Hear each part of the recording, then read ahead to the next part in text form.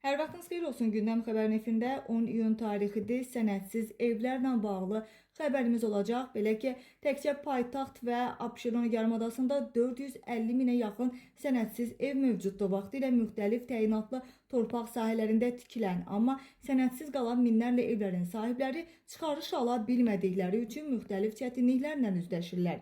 Əmlak məsələləri üzrə ekspert Elnur Fərzəliyev bildirir ki, həmin evlərin çoxu vaxtilə tikilənlərdir. Bu problemin qarşısını almaq məqsədi ilə bir il əvvəl əmlak amnistiyası tətbiq olunacağı deyilmişdi. Ekspert bildirir ki, bu layihə vətəndaşlar üçün sosial baxımdan çox önəmlidir. Elnur Fərzəliyev həmçinin çıxış edir ki, fikirlərində sənədsiz evlərin sayının çox olması əmlak bazarında süni qiymət artımına da səbəb olur. Eyni zamanda burada bir sıra digər ciddi problemlər də mövcuddur. Məsələ ilə bağlı Xəzər Xəbər əmlak məsələləri üzrə dövlət xidmətinə müraciət eləyib və qurumdan Xəzər Xəbərə verilən məlumatda bildirilir ki, daşınmaz əmlakın elektron reyestri və kadastr informasiya sisteminin sənədsiz evlərlə hər hansı bir bağlılığı yoxdur.